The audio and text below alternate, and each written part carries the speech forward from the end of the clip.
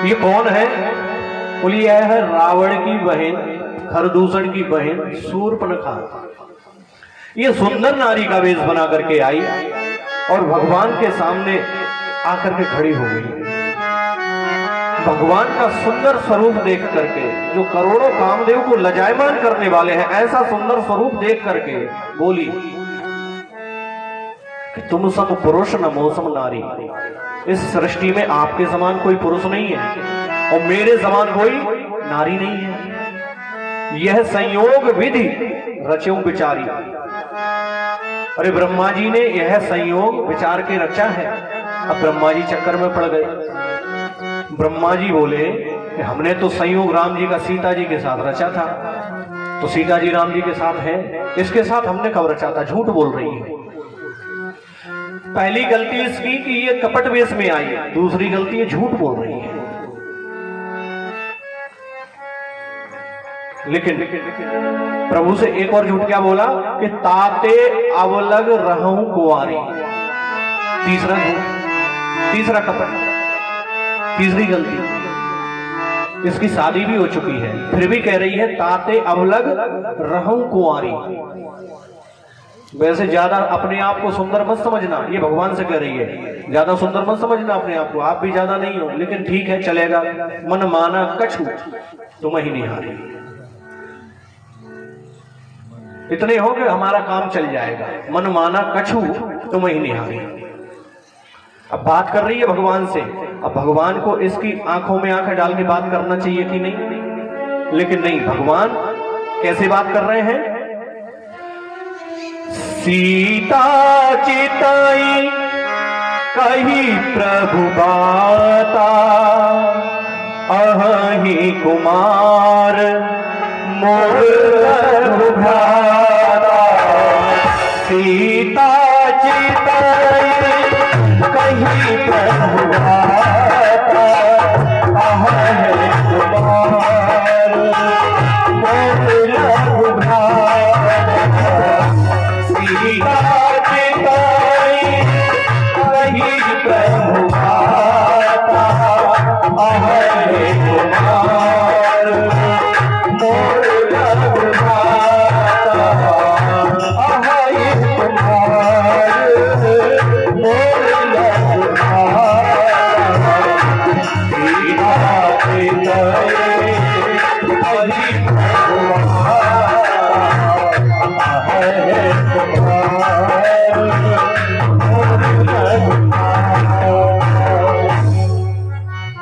अब भगवान बात तो कर रहे हैं शूर्पणखा से और देख रहे हैं मेरी मां जानकी जी की ओर। सीता चितई कही प्रभु बाता, मतलब क्या है?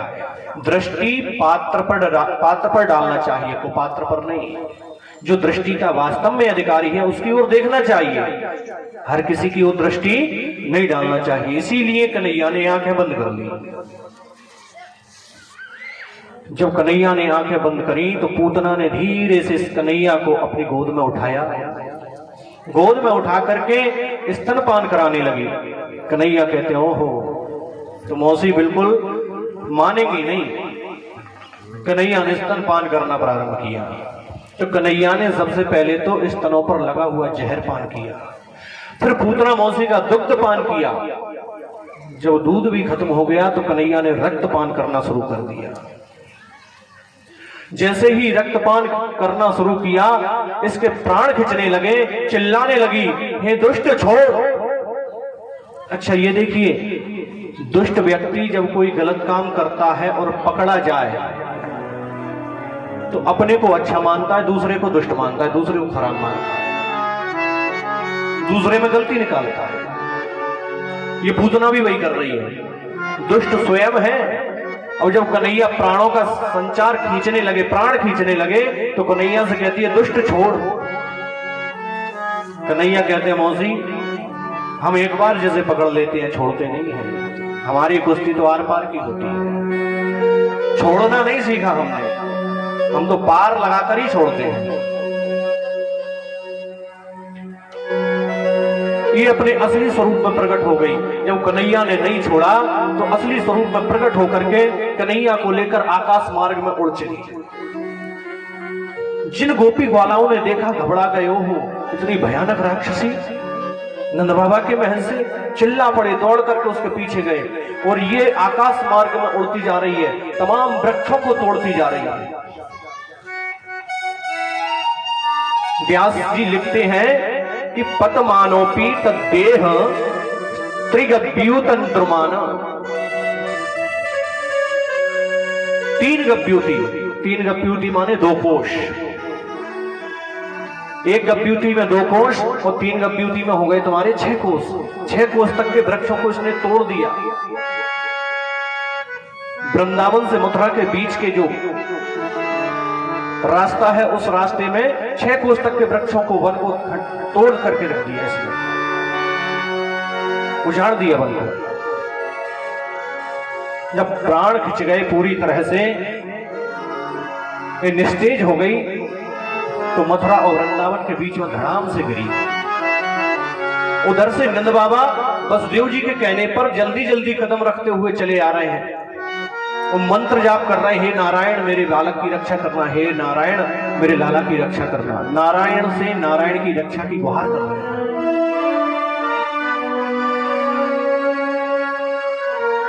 इधर गोपी ग्वालाओं ने देखा, ओहो इतनी बड़ी राक्षसी, कितना बड़ा शरीर है। ग्वालों ने देखा गौर से, तो इसके सीने पर एक बालक खेल रहा है। ज्यादा दृष्टि गाड़ करके देखा तो ये तो नंद बाबा का छोरा है।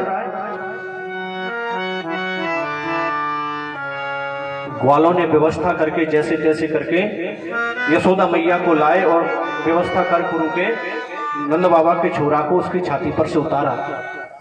अब इतना बड़ा शरीर, मर गई।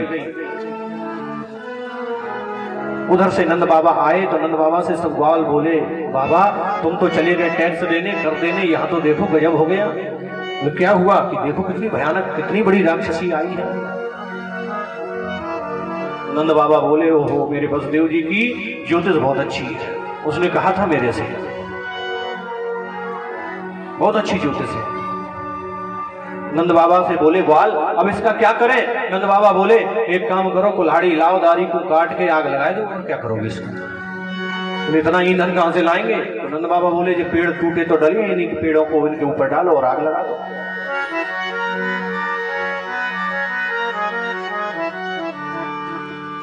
ग्वाला गए।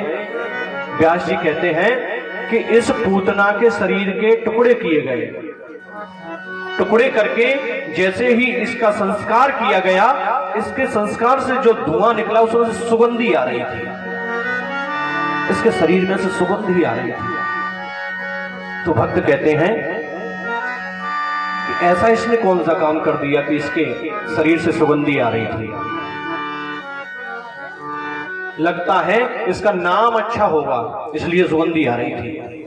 तो व्यास जी कहते हैं, नहीं नहीं, नाम अच्छा नहीं है, इसका नाम है पूतना।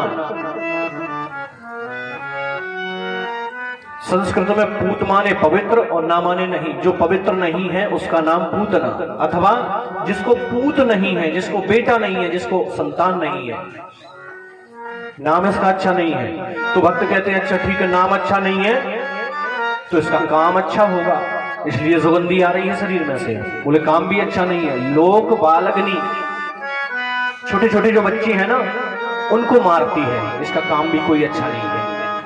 तो भक्त बोले फिर सुगंधी क्यों आ रही, लगता है इसका कुल खानदान अच्छा होगा।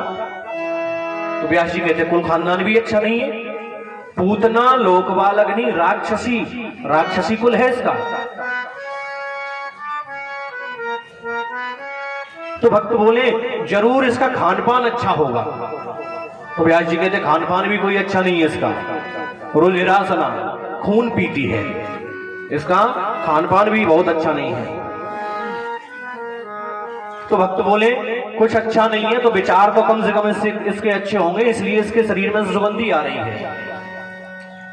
तो व्यास जी कहते हैं इसके विचार भी अच्छे नहीं हैं। जिघान सयापी हरे, भगवान को मारने के विचार से आई थी।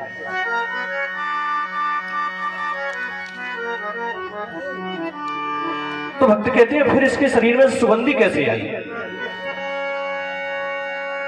तो व्यास जी कहते हैं यही तो भगवान की करुणा है, यही तो भगवान की कृपा है।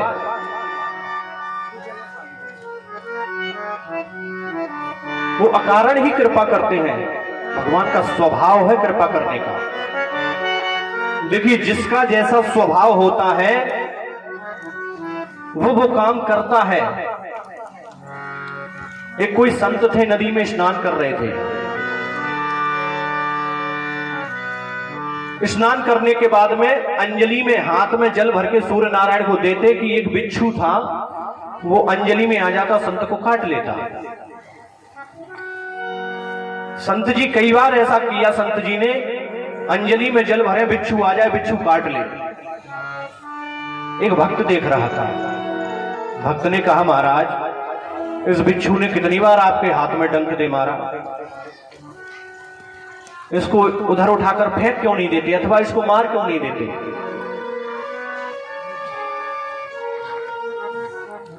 संत बोले इसका स्वभाव है, डंक देना इसका स्वभाव है, तो महाराज इसको उधर फेंक दो। तो संत बोले मेरा स्वभाव है दया करने का, जब ये अपना स्वभाव नहीं बदल सकता तो मैं अपना स्वभाव कैसे बदल दूं, ये स्वभाव है इसका।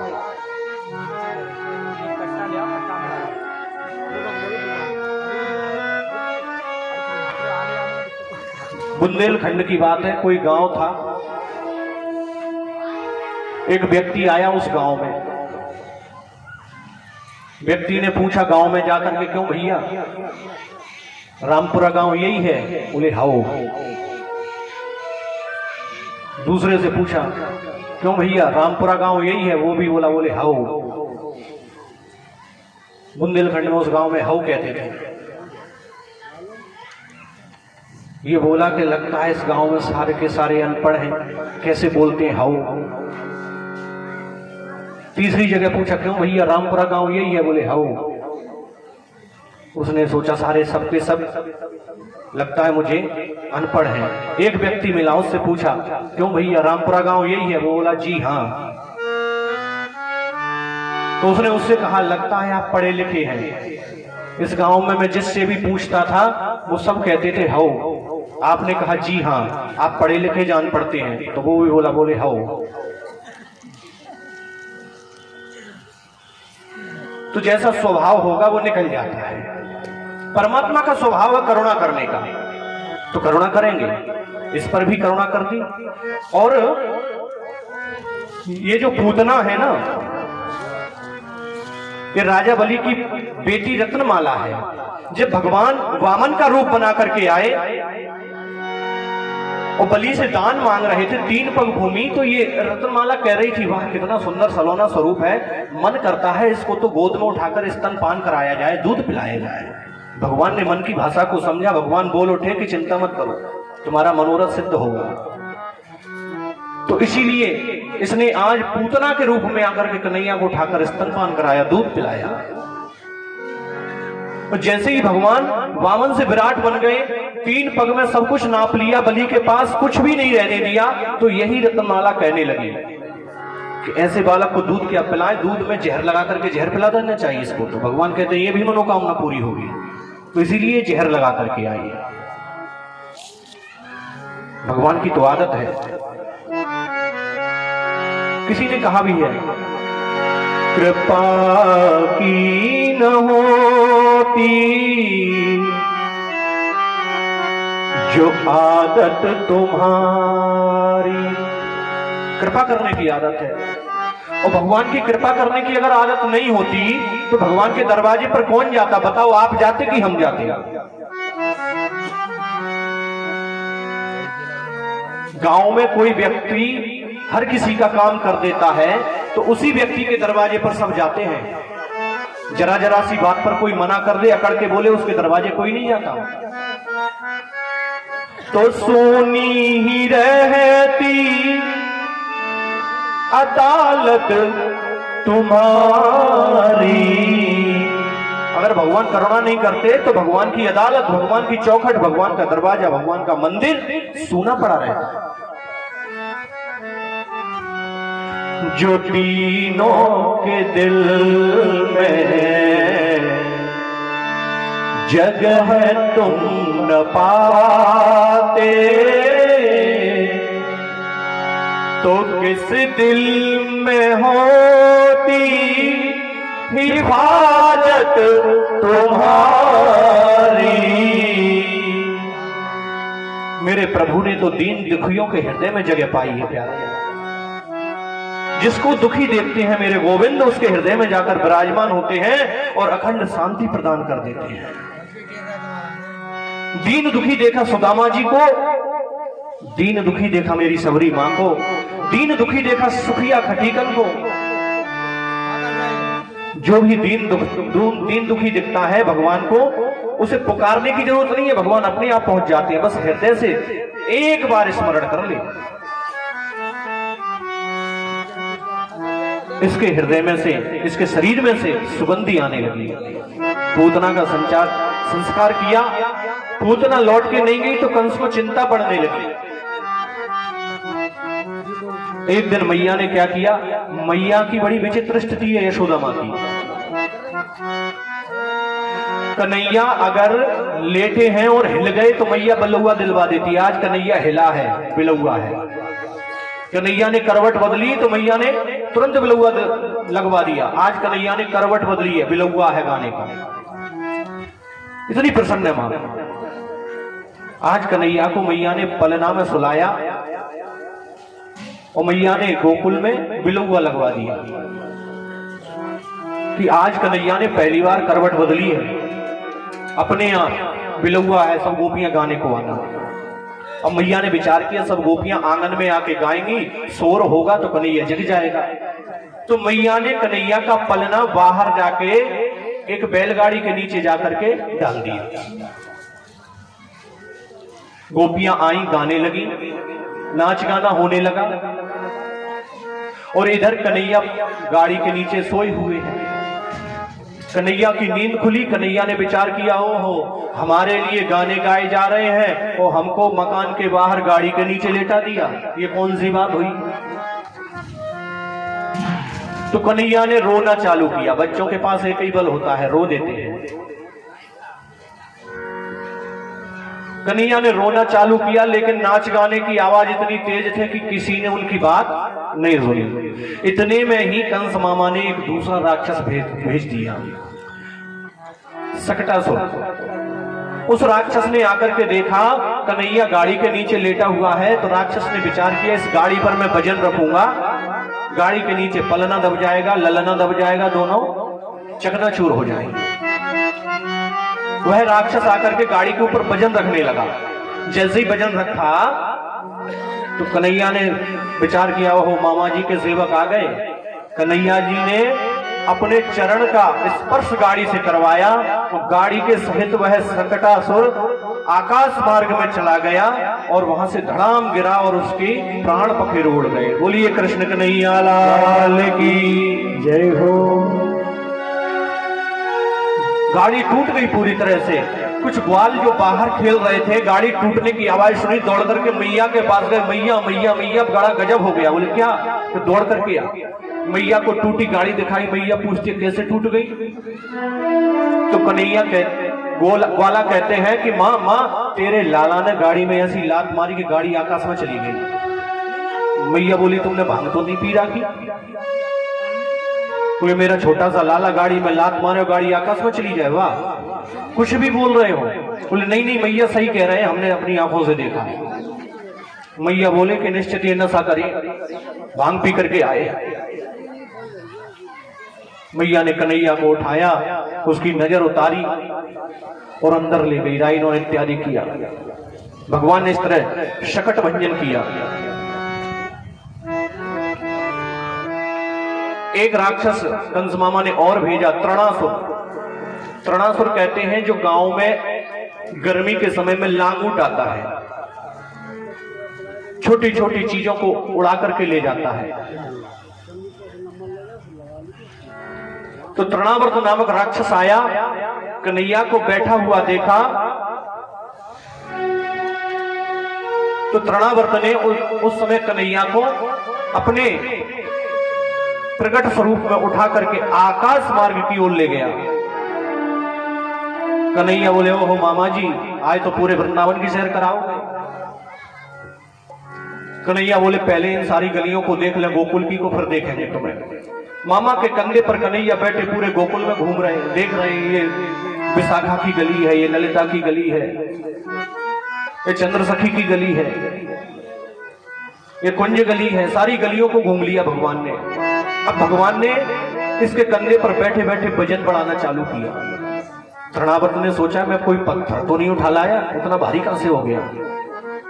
भगवान बोले वाह मामा जी, लोग बाग पत्थर में हमको देखते हैं, तुम हमें भी पत्थर को देख रहे हो। तुम्हें पत्थरों से ज्यादा प्रेम है ऐसा लगता है, तुमको पत्थर से ही देखते हैं। कन्हैया ने मामा जी के सिर के बाल पकड़े और धारा मोड़ दी, उस तरफ ले गए जिस तरफ पहाड़ था, और कन्हैया ने तृणावर्त का सिर एक बड़े से पहाड़ की चोटी पर लगे हुए पत्थर में दे मारा और उसके प्राण फिर उड़ गए। बोलिए कृष्ण कन्हैया लाल की। इस तरह से कन्हैया ने तृणावर्त का वध किया। एक बार मां कन्हैया को दूध पिला रही थी गोदी में बिठा करके। कन्हैया दूध पीते जा रहे, दूध पीते जा रहे, मैया छुड़ाए और कन्हैया छोड़े नहीं। मैया ने सोचा कि आज ज्यादा दूध पी जाएगा तो इसको कुपच हो जाएगी, तो मैया ने कन्हैया के तलवे में गुदगुदी करना चालू कर दिया। कन्हैया के तलवे पर उंगली फेरने लगी, तो तलवे में गुदगुदी चालू हुई तो कन्हैया जोर जोर से हंसने लगे। जैसे ही कन्हैया हंसे तो पूरे ब्रह्मांड के दर्शन कन्हैया के मुख में मैया ने कर लिए। मैया ने जैसे ही दर्शन किए, मैया घबरा गई, हो भैया मेरे लाला के मुंह में ये क्या क्या भरा पड़ा है। मैया जैसे ही घबराई तो कन्हैया ने एक सुंदर मधुर मुस्कान बिखेर करके मैया को मोहित कर लिया। मैया सब भूल गई। भगवान की मुस्कान में माया है, जादू है, मैया सब भूल गई। एक दिन वसुदेव जी ने विचार किया कि लगभग 6 महीने को होने को आए, न जाने मेरे लाला का नामकरण संस्कार हुआ है कि नहीं। वसुदेव जी ने अपने गुरु को बुलाया, गर्गाचार्य जी को, जो यादवों के गुरु हैं गर्गाचार्य जी महाराज।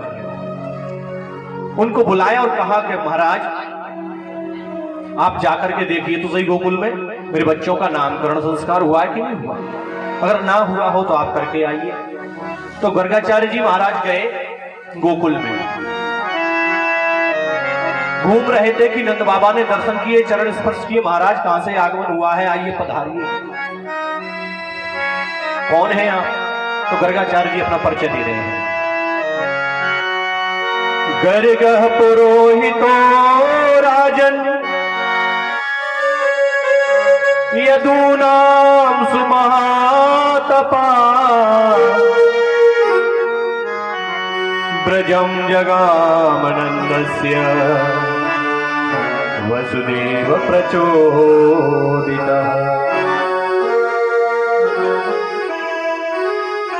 मैं गर्गाचार्य हूं, मैं यदुकुल का, यादवों का गुरु हूं। पूजा कराना, पाठ करना, नामकरण संस्कार करना ही मेरा काम है। नंद बाबा ने माथा ठोका, हे भगवान अच्छी याद दिलाई महाराज आपने, मेरे बेटों का नामकरण संस्कार नहीं हुआ अभी तक, अगर आपकी कृपा हो जावे तो आप मेरे बच्चों का नामकरण संस्कार कर दीजिए। गर्गाचार्य जी कहते हैं नंद बाबा मैं यदुकुल का गुरु हूं, और मथुरा में रहता हूं, कहीं कंस को पता पड़ गया कि मैंने आपके बच्चों का नामकरण संस्कार किया है तो उसे कोई शंका हो जाएगी।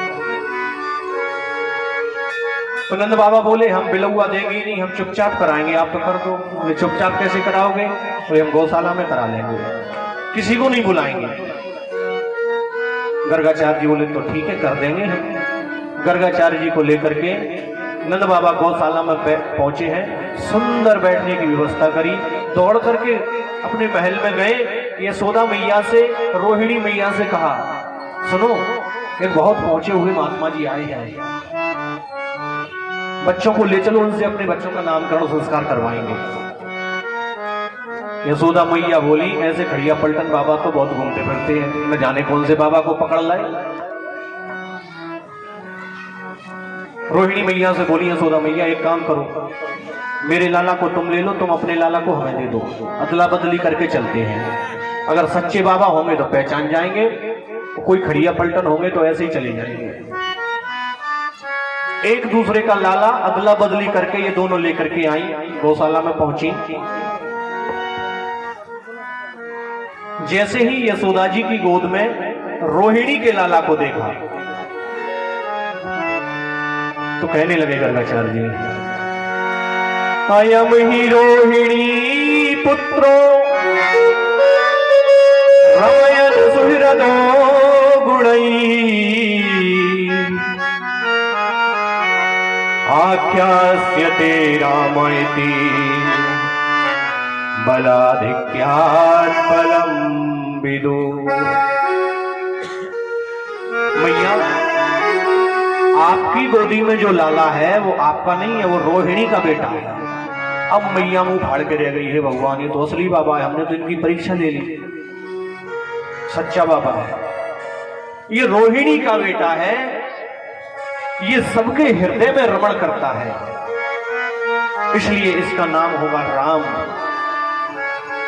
और इसमें बल की अधिकता होगी, बलशाली होगा, अपने छोटे भाई को बल प्रदान करेगा, इसलिए इसका नाम रखता हूं मैं बलराम।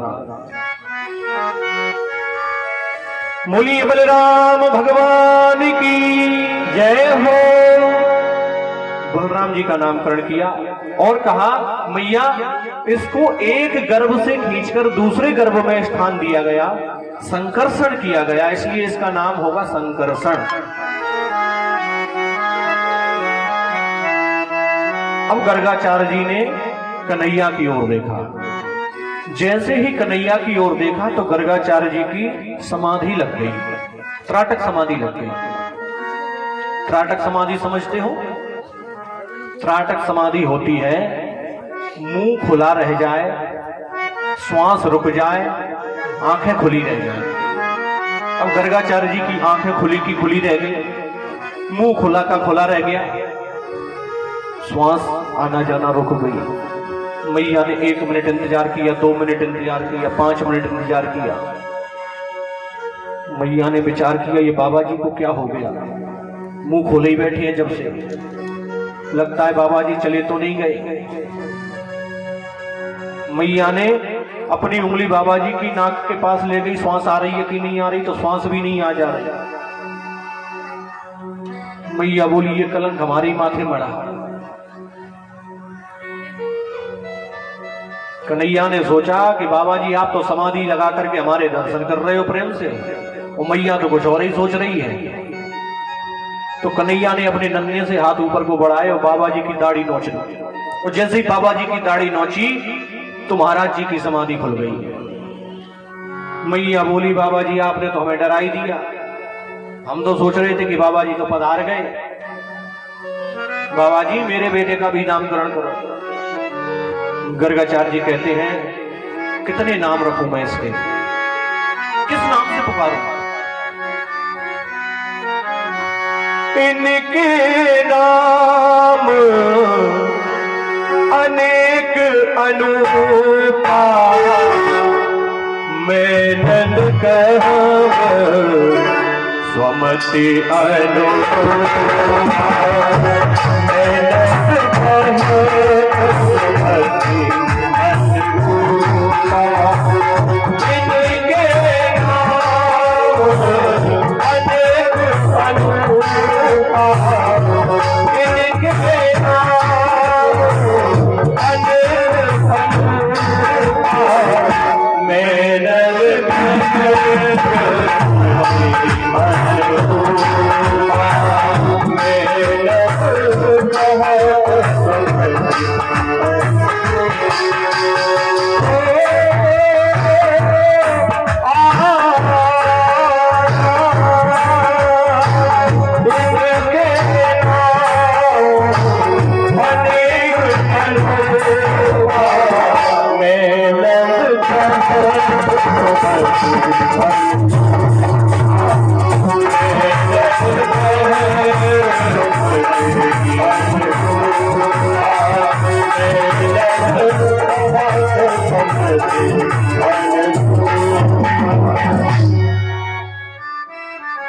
गर्गाचार्य जी कहते कितने नाम रखूं मैं इनके। जब ये सतयुग में होते हैं तो इनका श्वेत वर्ण होता है, जब ये त्रेता में आते हैं तो इनका पीत वर्ण होता है, जब ये द्वापर में आते हैं तो इनका श्याम वर्ण होता है। कितने नाम रखूं मैं। बहूनि सन्ति नामानि रूपाणि च सुतस्य ते गुणकर्मानुरूपाणि तान्यहं वेद नो जना। गुणों के अनुसार, रूप के अनुसार इनके नाम बदलते रहते हैं। कोई राम कहता है, कोई श्याम कहता है, कोई नरसिंह कहता है, कोई परशुराम कहता है। कितने नाम बताऊं मैं इनके। लेकिन मां इस समय तुम पूछ रही हो तो मैं कहता हूं इस समय इनका वर्ण कृष्ण है, काला वर्ण है, इसलिए इनका नाम होगा कृष्ण। अब मैया ने प्रैक्टिस करी कृष्ण कहने की तो किशन किशन कहे, कृष्ण कह नहीं पाए मैया। मैया बोली कोई अच्छा सा नाम नहीं है बाबा, ये तो कहने में जी भाई लफेड़ा खा रही है। तो गर्गाचार्य जी कहते हैं कभी ये वसुदेव जी का भी पुत्र हुआ, इसलिए इसका नाम होगा वासुदेव। बोलिए कृष्णचंद्र भगवान की जय हो। मैया बोली ये नाम कुछ ठीक जान पड़ता है। मैया बोली बाबा जी तुमने जो नाम रखे सो ठीक है, कृष्ण और बलराम। मैं तो अपने लाला को पुकारूंगी, कृष्ण को कनुआ और बलराम को बलुआ। माताएं घर में अलग ही नाम रखती हैं और वो बच्चे का प्यार का नाम होता है।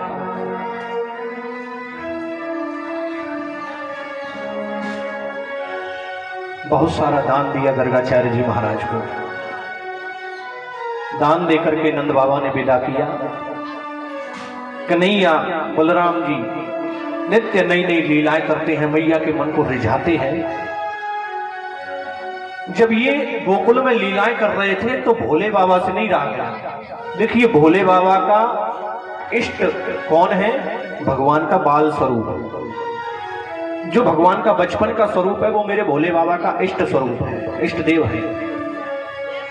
चाहे राम के रूप में हो चाहे श्याम के रूप में हो, भगवान भोले बाबा छोड़ते नहीं दर्शन किए बिना। राम जी जब जन्म लेकर के आए तो काग भुसुंड संग हम दो, काग भुसुंड जी के साथ दर्शन करने के लिए गए। तो आज जब कृष्ण के रूप में है, बाल स्वरूप में है, तो आज भी भोले बाबा से रहा नहीं गया। भोले बाबा दर्शन करने के लिए आए। रूप बदला है भोले बाबा ने। तमाम तरह की मालाएं पहनी, हाथ में त्रिशूल लिया, गले में नाग बिच्छू तैया लपेटे हुए हैं, संत वेश बना करके पहुंचे हैं। पूछते पाछते यशोदा रानी के दरवाजे पर पहुंचे, आवाज लगाई अलख निरंजन। संत जी की आवाज सुनी, मैया दौड़ करके आई कि बाबा जी आए हैं, कुछ दे दूं। और बाबा का स्वरूप देखा, मैया घबरा गई, तुरंत किवाड़ बंद किया। बाबा जी बोली अरे मैया दरवाजा खोल, किवाड़ काहे को बंद कर रही? बाबा तुम्हारे स्वरूप को देख करके किवाड़ बंद किया। तुम में से एक भी ततैया बिच्छू उड़ करके आ गया इधर तो मेरे बेटे की तो हालत खराब हो जाएगी। बाबा बोले बिल्कुल नहीं उड़ेगा इधर उधर, मेरे चुटिया कट चेला है, दरवाजा खोलो। मैया ने दरवाजा खोला। कहो बाबा क्या चाहिए आपको? बाबा जी बोले मैं कुछ लेने नहीं आया हूं, मैं तेरे लाला के दर्शन करने आया हूं। मैया बोली जरा अपने स्वरूप को देखो, मेरे लाला पर दया तो करो। ऐसे स्वरूप में लाला के दर्शन कराऊंगी? एक ने भी डंक मार दिया तो हालत खराब हो जाएगी। बाबा बोले मुझे लगता है मैया दर्शन कराने वाली नहीं है। बाबा ने बहुत जिद की लेकिन मैया ने एक न मानी। अब बाबा ने खड़े खड़े मन से ही कन्हैया से संपर्क स्थापित किया। भगवान कहते हैं कन्हैया मैया तो दर्शन ही करने नहीं दे रही, हम कैलाश से आए हैं। कन्हैया बोले ऐसा रूप बना के आओगे तो कौन दर्शन करने देगा? कोई तुम्हें अच्छा स्वरूप नहीं मिला? तो बाबा बोले अब क्या करूं, लौट जाऊं क्या? कन्हैया बोले नहीं नहीं लौटो मत, हम प्रबंध करते हैं। कन्हैया बोले जैसे ही मैया कुछ पूछे मना मत करना, हाँ कर देना। बोले ठीक है। मैया दरवाजा लगा करके जैसे ही अंदर गई और कन्हैया ने रोना चालू किया। रोते जा रहे हैं, रोते जा रहे हैं। मैया इधर देखे उधर देखे, कहीं एक आध बिच्छू ततैया तो नहीं आ गया, उसने काट तो नहीं लिया, लेकिन कन्हैया का रोना बिल्कुल बंद नहीं हुआ।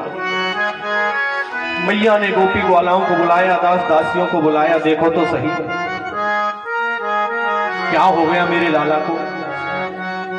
गोपी ग्वाला तमाम नजर झाड़ने वालों को लाए इधर उधर से। नजर झाड़ने वालों ने नजर झाड़ी, कई प्रयास किए, वैद्य बुलाए, लेकिन लाला का रोना बंद नहीं हुआ। अब मैया बोली किसी की नजर तो नहीं लग गई इसको। मैया कहने लगी गोपियों, मुझे तो लगता है कि काउसी ने मार दियोरी टोना,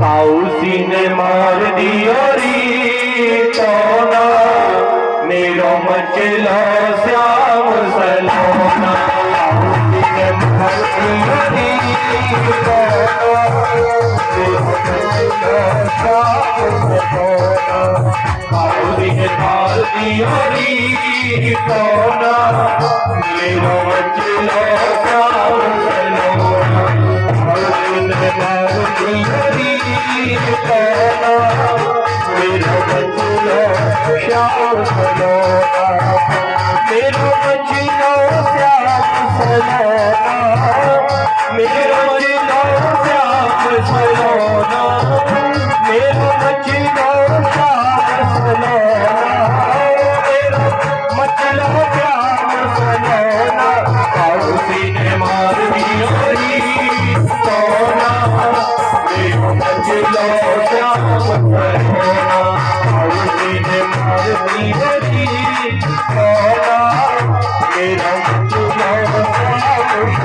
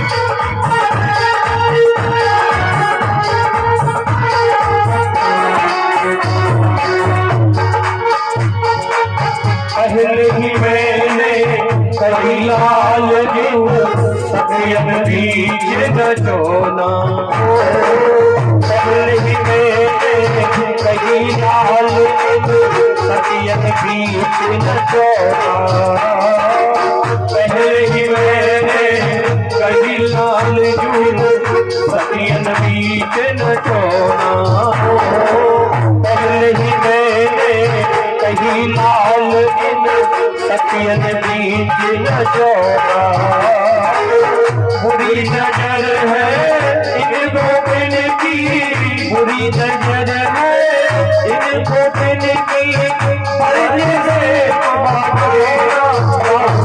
मार दियोरी टोना,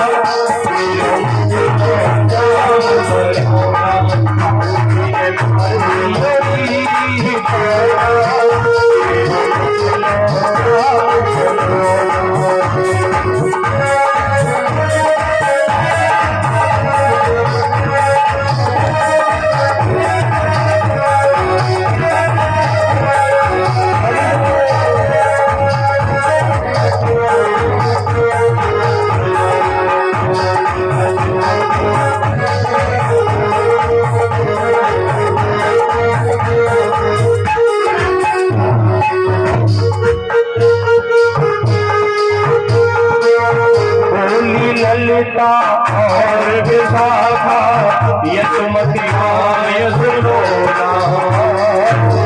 बोली ललिता और विशाखा यशोमती माय सुलोना।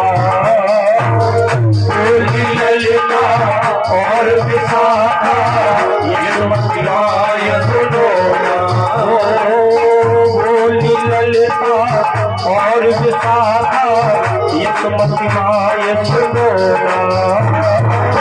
राई नौन करो लाला पे, राई नौन करो लाला पे, राई नौन करो लाला पे, राई नौन करो लाला पे।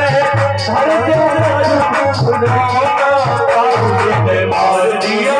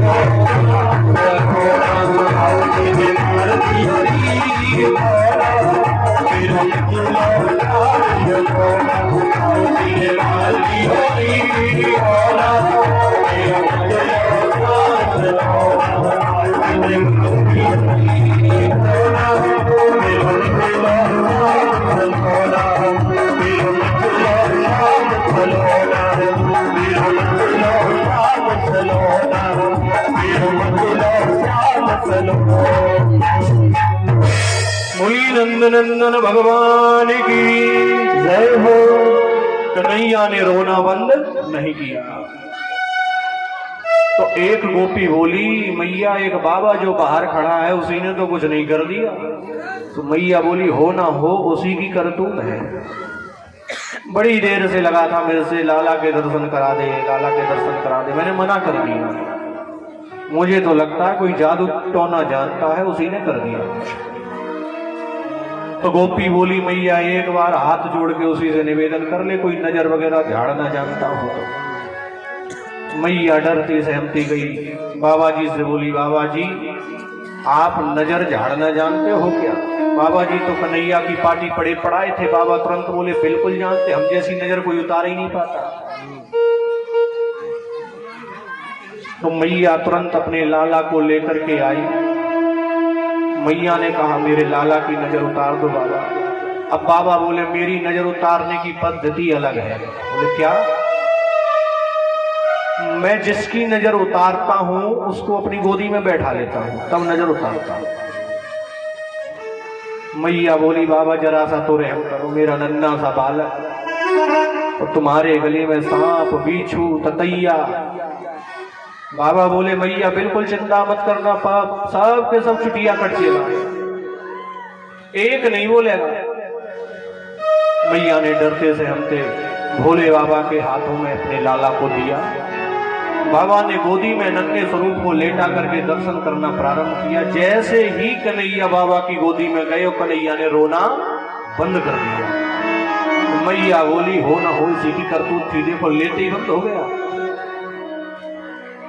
अब बाबा दर्शन किए जा रहे हैं। जो गर्गाचार्य जी का हाल था वही बाबा भोलेनाथ का हाल हो गया। त्राटक समाधि लग गई। मैया सोची बाबा जी तो सलट गए, बाबा जी तो गए। कन्हैया बोले, बहुत देर हो गई बाबा, अब तो समाधि से जागो। कन्हैया ने दाढ़ी पकड़ करके तानी और भोले बाबा जाग गए।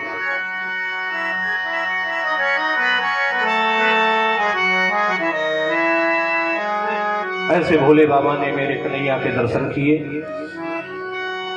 दर्शन करके भोले बाबा कैलाश पर्वत पर चले गए। इधर कन्हैया बलराम जी थोड़े बड़े हुए, इतने बड़े हो गए कि घुटनों से चलने लगे। घुटनों से जब चलने लगे तो मैया के मन को बड़ा रिझाते हैं, अच्छे लगने लगे। एक दिन जब कन्हैया घुटनों से चल रहे थे, घुटनों के बल, तो मैया ने उंगली पकड़ करके खड़ा किया, और जैसे ही खड़ा किया तो कन्हैया ने अपनी कमर लचका दी। तो मैया ने सोचा, ओहो मेरा लाला तो नाचने की प्रैक्टिस कर रहा है। मैया ने लाला को ठुमका लगवाना शुरू कर दिया। मैंने एक दिन और कहा था, माँ बच्चे की सबसे पहली गुरु होती है। माँ अपने बच्चे को जैसा बनाना चाहे वैसा बना सकती है। सबसे पहली पाठशाला माँ होती है। माँ चाहे तो बच्चा विख्यात हो सकता है, और माँ चाहे तो बच्चा कुख्यात हो जाता है। इसलिए माँ के कंधों पर बड़ी जिम्मेदारी होती है बच्चे के लिए। बच्चों में संस्कार देने के लिए माँ के ऊपर बड़ी जिम्मेदारी होती है। श्रीमान, आप बच्चों के लिए पैसा जोड़ पाओ न जोड़ पाओ कोई बात नहीं, पैसा इकट्ठा करने की प्रयास मत करिए, लेकिन आप अपने बच्चों में संस्कार की कमी मत रहने दीजिए। बच्चों में संस्कार जरूर डालिए। आज बच्चे संस्कार विहीन होते जा रहे हैं। आज बच्चे कहते हैं माँ बाप से, तुमने किया क्या हमारे लिए? माँ बाप की पूरी जिंदगी बच्चों के लिए कमाने में चली गई, अपने लिए सुख से रह नहीं पाए।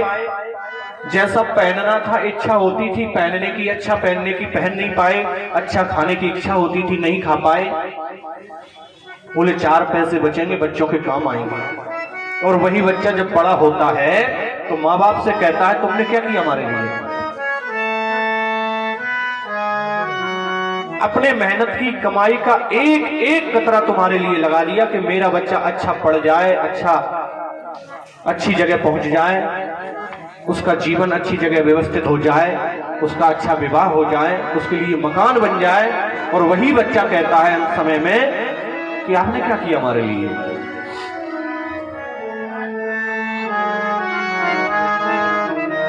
बच्चों को संस्कार देना मत भूलिए। जरूरी है संस्कार। स्कूलों में शिक्षा मिल सकती है, संस्कार नहीं मिल सकते।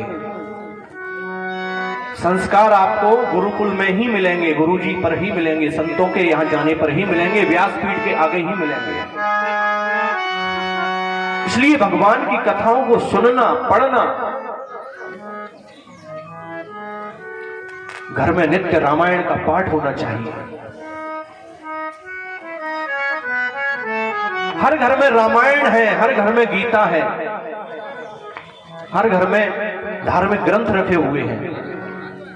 हम रामायण को मानते हैं, गीता को मानते हैं, लेकिन अगर आप ध्यान देंगे शब्द पर तो रामायण की नहीं मानते। रामायण को तो बहुत मानते हैं। रामायण जी रखी है, सुबह शाम उसकी आरती करते हैं, अगरबत्ती लगाते, पूजा भी करते हैं। रामायण को बहुत मानते हैं, लेकिन रामायण की एक भी नहीं मानते हैं। रामायण की अगर एक बात भी मान ली तो जीवन कल्याणमय हो जाएगा।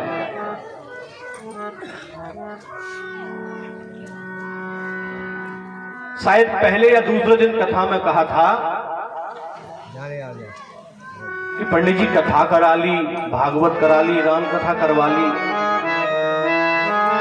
मन को शांति नहीं मिलती, इच्छा पूरी नहीं होती। भक्तजनों, एक बात ध्यान रखना, साल में 365 दिन होते हैं। 365 दिन में 7 दिन हम एक कथा कह के यहां से चले जाएंगे। 8वें दिन से जब यही कथा आपके घर में शुरू हो जाएगी तब फल देना प्रारंभ करेगी। यहां से कथा सुन करके आप अपनी घर की पोथी खोलिए। यहां पोथी बंद हो जाएगी, आप अपने घर की पोथी को खोलिए, तब फल देना प्रारंभ करेगी। आप कहते हैं कि कोई सुनने नहीं आता, मत आने दीजिए।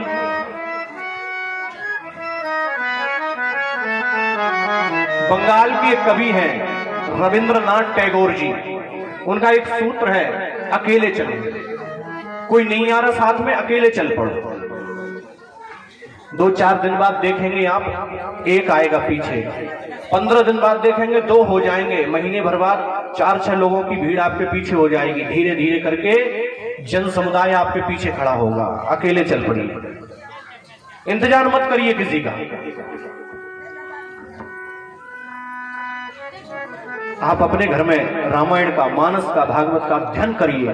बच्चों में आदत डालिए कि वो सुबह शाम जब समय मिले तब पढ़ें, ज्यादा मत पढ़िए। हम ये नहीं कहते कि एक नवपारायण कीजिए कि एक मास पारायण कीजिए। आप एक दोहा पढ़िए, दो दोहा पढ़िए, जितना समझ में आए उतना पढ़िए, अर्थ समेत पढ़िए। आपको आपके जीवन का हल मिलने लगेगा। रामायण में एक कांड है उत्तरकांड, रामचरितमानस में उत्तरकांड। उत्तरकांड में हमारे जीवन की ऐसी कोई समस्या नहीं जिसका उत्तर ना हो। हमारे जीवन की हर समस्या का उत्तर रामचरितमानस के उत्तरकांड में आपको मिलेगा। पढ़िए तो सही। हर प्रवचन में, हर कथा में आपको यही बताया जाता है कि कैसे भी जुड़िए, भगवान के चरणों से जुड़े रहिए।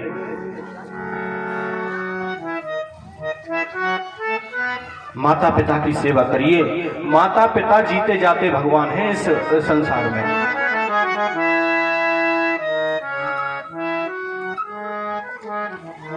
माँ भूखी बैठी है, पिता भूखा बैठा है, तुम 56 भोग की थाली लगाकर भगवान के मंदिर में ले जा रहे हैं। भगवान उस भोग को स्वीकार कभी नहीं करेगा। आप एक बार भगवान के मंदिर जा पाओ न जा पाओ कोई बात नहीं, आपने अगर सच्चे हृदय से, सच्चे मन से भगवान की सेवा की जगह अपनी माता पिता की सेवा कर ली तो भगवान अपने आप प्रसन्न हो जाएगा।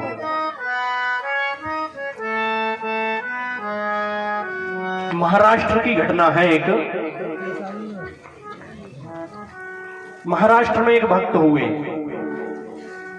अपने माता पिता के बड़े सेवक थे। उनकी माता पिता की भक्ति को देख करके भगवान उन पर प्रसन्न हो गए। एक दिन वह भक्त अपने पिताजी के चरण दबा रहा था। भगवान प्रकट होकर के उसके दरवाजे पर आकर के खड़े हो गए। भगवान आवाज लगाते हैं, भक्त उठकर आओ, मैं दरवाजे पर खड़ा हूं, तुमसे मिलना चाहता हूं। भक्त अंदर से कहता है, कौन हो? अभी थोड़ी देर और रुको, मैं पिताजी की सेवा कर रहा हूं। भगवान थोड़ी देर और रुके। गर्मी की दोपहरी का समय था। थोड़ी देर बाद भगवान बोले, अरे पुत्र, मेरे पैर जल रहे हैं, मेरे पैर जल रहे हैं, तेज धूप है, जल्दी आओ, मुझे मिलना है। वो बोला, मैं अभी पिताजी की सेवा कर रहा हूं, अभी नहीं आ सकता, पैर जल रहे हैं।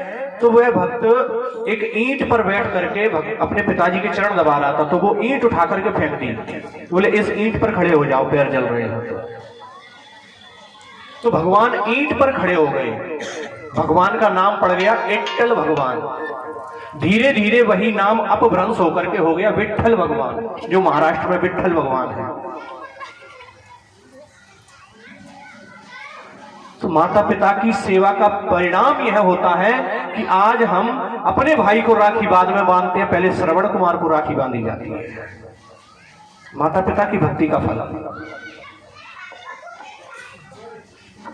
और वैसे भी कहा है किसी ने, किसी का दिल दुखाया तुमने और भगवान की पूजा करने जा रहे हो, क्या मतलब है? नहीं चाहिए दिल दुखाना किसी का दिल नहीं दुखाना चाहिए। आप कितनी भी पूजा कर लो भगवान की मंदिर में जाकर के, किसी के दिल से आपके लिए आह निकल गई तो समझ लो पूजा का कोई मतलब नहीं रह जाएगा। नहीं चाहिए दिल दुखाना किसी का, सदा ना रहा है, सदा ना रहेगा जमाना किसी का। नहीं चाहिए दिल दुखाना किसी का। किसी को दर्द ना हो हमारे व्यवहार से, किसी को कष्ट ना हो हमारे व्यवहार से, यही पूजा है।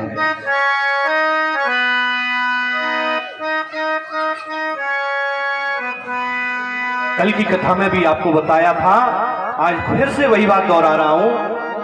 हर स्त्री अपनी बहू को अपनी बेटी के समान रखे और हर बहू अपनी सासू माँ में, ससुर साहब में, माता पिता के दर्शन करे। जरा जरा सी बात घर में हो जाया करती है, कोई गलती बहू से बन गई तो उसके पीछे डांटना मत। बेटी को डांटते हो क्या?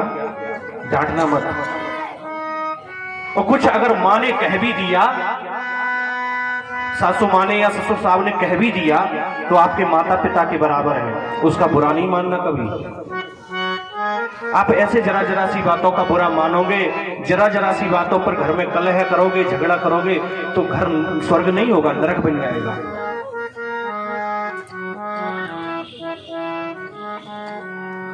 ये कथा, ये भागवत, ये राम कथा, ये प्रवचन काय के लिए होते हैं? भगवान की कथा तो आप भागवत एक पोथी ले आओ, सुख सागर आप स्वयं घर में पढ़ लो। जो कथा यहां से कही जा रही है उससे ज्यादा आप पढ़ लोगे घर में। रामचरितमानस ला करके आप भी पढ़ सकते हो। लेकिन ये कथा, ये भागवत केवल उपदेश यही देती है कि अपने घर को स्वर्ग बना लीजिए, टूटने मत दीजिए, बिखरने मत दीजिए। रही मन धागा प्रेम का, मत तोरो चटकाए, टूटे से फिर ना जुड़े, जुड़े तो गांठ पड़ जाए, जुड़े तो गांठ पड़ जाए।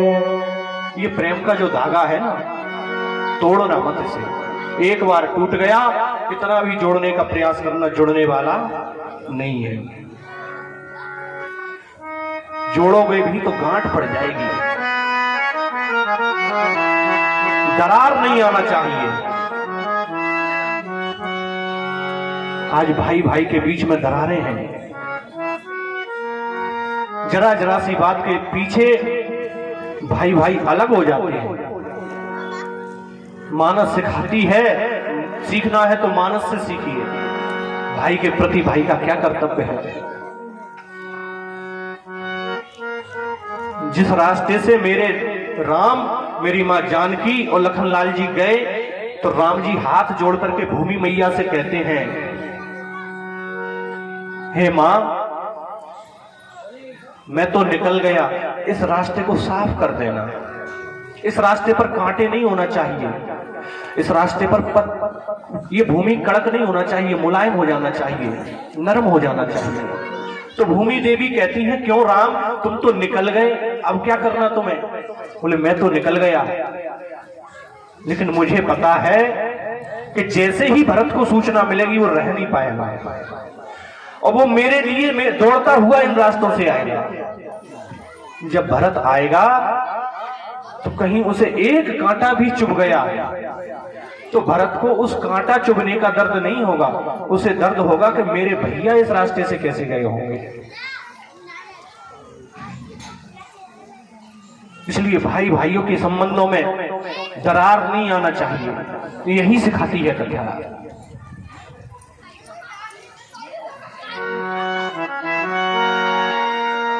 आज कन्हैया थोड़े से बड़े हुए, धीरे धीरे चलने लगे तो अपने गली गलियारों के मित्र मिल गए, उन्हें मित्र मंडली बन गई। तो कन्हैया ने कहा कि हम एक खेल खेलेंगे। अब कन्हैया ने मित्र मंडली के साथ खेलना शुरू किया। मित्र मंडली का नाम क्या रखा गया? चोर बाजार विद्या प्रचार मंडल। और कन्हैया कहते हैं अब हम कुछ खेल खेलेंगे। क्या खेलेंगे? बोले चोरी चोरी करना खेलेंगे। कन्हैया के सखा बोले श्री रामा आदि कि तू मरवाएगा और कुछ नहीं, डंडे पड़वाएगा। कन्हैया बोले एक काम करते हैं, हम किसी दूसरे की चोरी थोड़ी कर रहे हैं, तो डंडे पड़ेंगे, हम अपने घर से ही प्रैक्टिस करेंगे, घर में ही चोरी करेंगे। जो सफल हो गया उसको अपनी टीम में रखेंगे, जो फेल हो गया उसको टीम से बाहर कर देंगे। अब सारे के सारे मित्र अपने अपने घरों में गए। कन्हैया बोले सुनो, पैसे नहीं चुराना हमको, हम तो माखन खाएंगे चुरा करके। सबने अपने अपने घर पर माखन चुराया। अब जैसे ही सारे लोगों ने, सारे गोपों ने अपने अपने घर पर माखन चुराया, खाया। कुछ बच गए, कुछ फंस गए। जो फंस गए उनकी हालत खराब हो गई। दूसरे दिन सुबह आकर के जैसे ही मिले, कन्हैया बोले बताओ सच्ची सच्ची बताना किस पर क्या बीती। तो कोई बोला हम तो बिल्कुल साफ साफ बच गए, हमें कोई किसी ने नहीं पकड़ पाया।